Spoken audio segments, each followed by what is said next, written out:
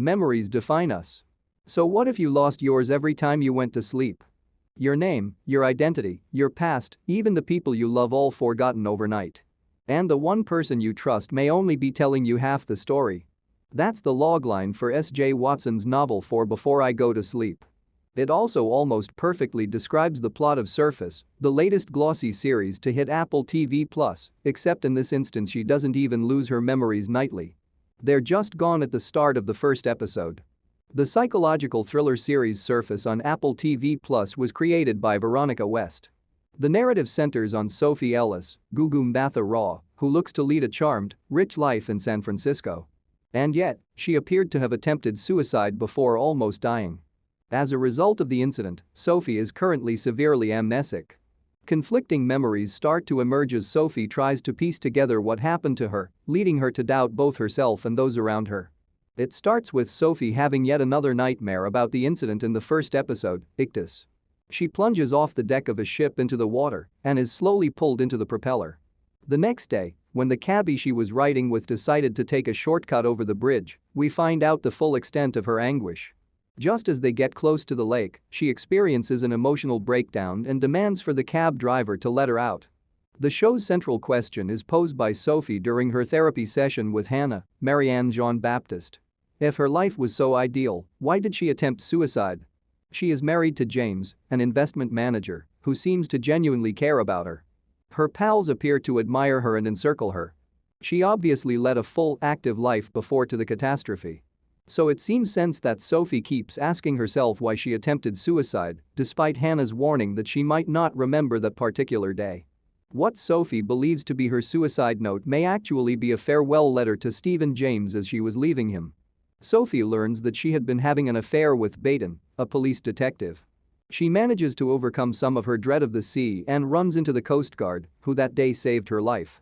She tells Sophie that she was named Tess and that she was shoved by a man immediately after being rescued.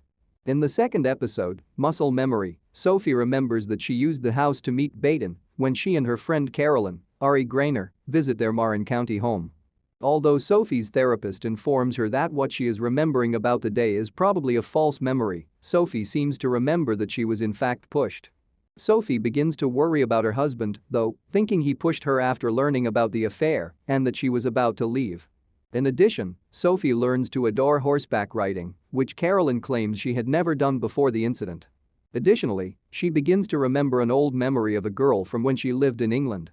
In the third episode, New Person, Same Old Mistakes, Sophie learns that James doesn't even know who Baden actually is, making it impossible for him to be aware of the relationship.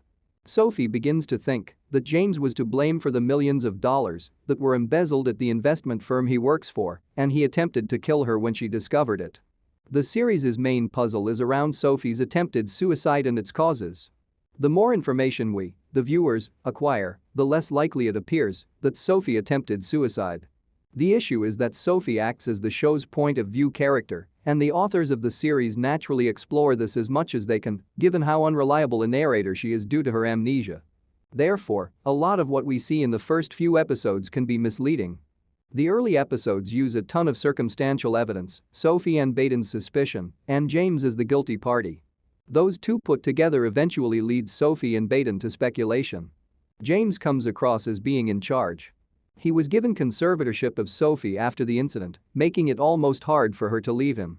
James spends the entire evening keeping an eye on Sophie as she goes to Marin with Carolyn. Additionally, he persuades Carolyn to tell him everything that occurs while she is with Sophie. After what happened, it makes sense that he might feel anxious, but this doesn't seem like typical behavior. We suspect James isn't to blame because of how far the show attempts to convince its viewers that he pushed Sophie. Though it appears doubtful in this instance, the series authors may have chosen to follow the lead of programs like The Undoing, where the initial suspect is ultimately found to be the guilty party. That transient memory from England from episode 2 might hold the answer to Sophie's past, which is likely deeply hidden with the truth. James shows signs of discomfort as soon as he is informed that there would be an investigation into the stolen monies. It's simple to ignore this and assume it's just another red herring until the discoveries near the end of episode 3. Even if he insists that it was an honest mistake and that he had trusted the wrong people, it turns out that he is in fact accountable for what occurred. When James' friend Harrison, Francois Arnault, discovers him crying, he starts to cry as well. James seems to embody the public stereotype of investing highflyers, from sharing cocaine with his customers to living in secrecy while experiencing constant mental turmoil.